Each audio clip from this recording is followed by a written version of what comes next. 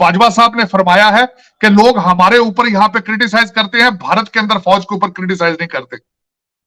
बाजवा साहब कोई खुदादा ना लो। और इंडिया में जो जनरल्स हैं वो आपकी आर्मी से दुगनी बड़ी, कई गुना बड़ी ताकतवर और ज्यादा बड़ी प्रोफेशनल और ज्यादा बड़ी फॉरवर्ड लुकिंग किस्म की मिलिट्री जो है उसको लीड करते हैं। लेकिन वो जनरल जितने हम्बल हैं और जिस तरीके से उनकी बैकग्राउंड है और जिस तरीके से वो आर्मी से रिटायर्ड होके तो बाहर आते हैं, सीनियर मिलिट्री लीडरशिप को गैर मुनासिब अलकबात से पुकारा गया। जब आप इस तरीके से अपने मुल्क की दौलत को लूटेंगे, और ये क्लियर है कि वो दौलत जहां कहीं से भी आती है वो दौलत आपके ओहदे के साथ मैच नहीं करती। माने ये 90,000 लोग, आज तक मैंने जिंदगी में, मुझे बड़ा शौक है हिस्ट्री किताबें पढ़ना, मैंने किसी हिस्ट्री की किताब में आज तक नहीं पढ़ा कि 90,000 लोगों ने इकट्ठे एक जगह पे हथियार डाल दिए आज तक in the history of warfare. और हमें बैसाखियां क्यों चाहिए होती हैं जब पता होता है कि मैं 2 नंबर हूं, मैं सीट पे बैठने का अहल नहीं हूं। इस नाजुक मौके के ऊपर जब सारा पाकिस्तान लड़ रहा है, भारत के वो जो नॉर्दर्न कमांड के जनरल साहब हैं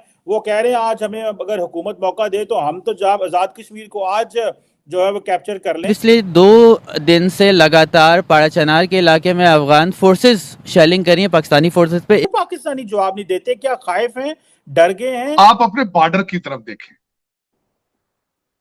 आपके पड़ोस ने कहा है कि आप मिनटों की मार हैं।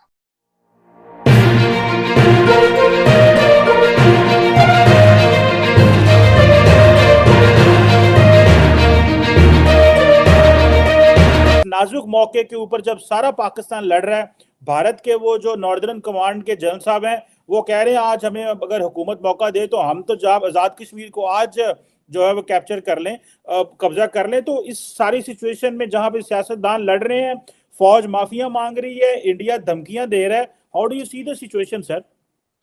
चीमा साहब, बाजवा साहब की स्पीच सिर्फ 75 साल लेट है। ये स्पीच 1947 में अगर दी जाती तो अच्छा था कि एक नया स्टार्ट हो रहा था, मुल्क नए सिरे से बनता।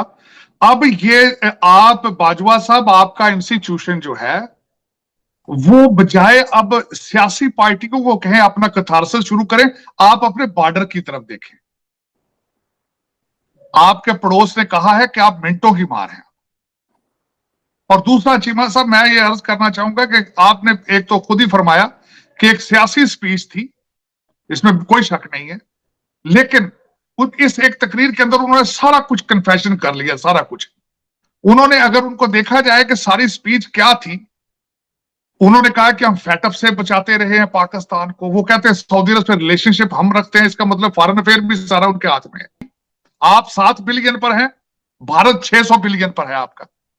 और आपने खास बाजवा साहब ने सख्त ज्यादती की है फौज के साथ और पाकिस्तानी लोगों का मजाक उड़ाया। बाजवा साहब ने फरमाया है कि लोग हमारे ऊपर यहां पे क्रिटिसाइज करते हैं, भारत के अंदर फौज के ऊपर क्रिटिसाइज नहीं करते। बाजवा साहब कोई खुदादा ना लो। वहां पे मुल्क 6 महीने में किसी को आप अपनी फौज से पूछे आर्मी चीफ का नाम बताएं तो वो नहीं बता सकेंगे इंडिया के आर्मी चीफ के बारे में। खान साहब 75 साल में से 40 साल आपने पूरा मुल्क बैरियर टाउन और डिफेंस बना दिया है मलक रियाज के साथ।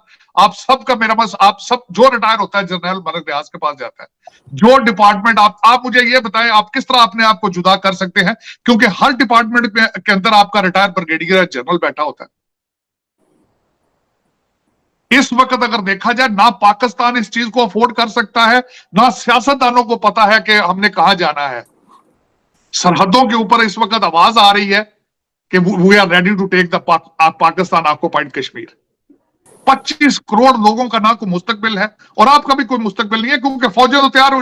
अब आपने जो जिस कोड का दिया है आपने रेफरेंस, उनका मैं नाम भी बता देता हूं, जो नादरन आर्मी कमांड के अपिंद्रा, उनका नाम अपिंद्रा देवदी उनका नाम है। उन्होंने जिन्होंने स्टेटमेंट दी है, उन्होंने कहा we are ready, we are waiting for the signal, it is a matter of signal, we can take Pakistan occupied Kashmir within very short period time. और ये दूसरी स्टेटमेंट है, पहले उनके डिफेंस मिनिस्टर साहब पहले ही पिछले 2 हफ्ते पहले स्टेटमेंट दे चुके थे, जे चुके।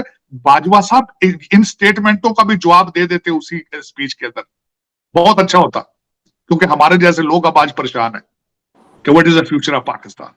क्यों नहीं जवाब देते तारड़ साहब? डिफेंस मिनिस्टर बोला है, अमित शाह बोला है, नरेंद्र मोदी कारगिल में जाके बोलते हैं, अभी उनके नॉर्दर्न जो कमांड के जो जनरल साहब बोलते हैं। क्यों पाकिस्तानी जवाब नहीं देते? क्या खाइफ हैं, डर गए हैं या कि आप समझते चीमा हैं कि साहब, मसरूफ हैं पॉलिटिकली? चीमा साहब, डिफेंस और बैरियर के प्लाटों से ऊपर सोच जाए तो तब हो। 75 साल से लीलो ख्वार हुई है कौम, 75 साल का। आप अपना बजट देखें आर्मी का, जरा आप अपनी अब बिजनेस के अंदर इन्वॉल्वमेंट देखें। डॉक्टर आयशा की किताब पढ़ें, वो जो मिलिट्री इंक है, वो पढ़े। तार साहब 50 साल गुजर गए, आज भी हम बांग्लादेश की जस्टिफिकेशंस दे रहे हैं। ये मसला वंस फॉर ऑल सेटल क्यों नहीं हुआ पाकिस्तान में? बाजवा साहब, आपको बताना चाहिए था आज कि यहां पे वॉशिंगटन डीसी में कांग्रेस में 2 कांग्रेसमैनों ने बिल पेश कर दिया है कि आपने जेनोसाइड किया था, और आज आपने कह दिया कि सिर्फ 34,000 वहां पे फौजी थे, बाकी सारे तो बाकी तो जानते नहीं सर, और वो भी फौज पुलिस में थे क्योंकि शार्ट हो गए थे लोग। माने ये 90,000 लोग। आज तक मैंने जिंदगी में, मुझे बड़ा शौक है हिस्ट्री किताबें पढ़ना, मैंने किसी हिस्ट्री की किताब में आज तक नहीं पढ़ा कि 90,000 लोगों ने इकट्ठे एक जगह पे हथियार डाल दिए आज तक। In the history of warfare, in the history of the fights and Wars, मैंने सेकंड वर्ल्ड वॉर को जबानी याद कर दिया। मैंने 90,000 लोग, चाहे हथियार उनके पास थे या नहीं थे, इकट्ठे मेरे पास लेट जाना मैंने आज तक जिंदगी में देखा।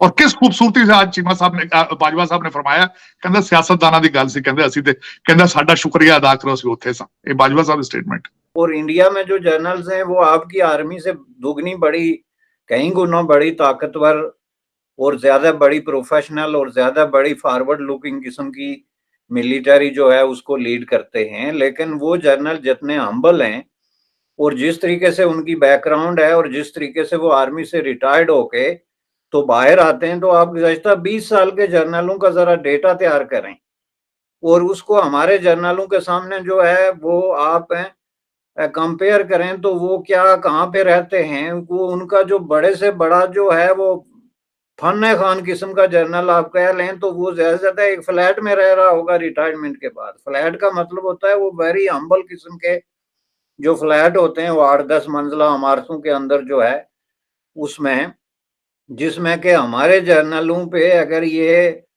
इल्जाम कहीं ना कहीं 1% भी दुरुस्त है कि जजीरे खरीदते हैं, तो कहाँ जनाब ये और कहाँ वो। तो जब आप इस तरीके से अपने मुल्क की दौलत को लूटेंगे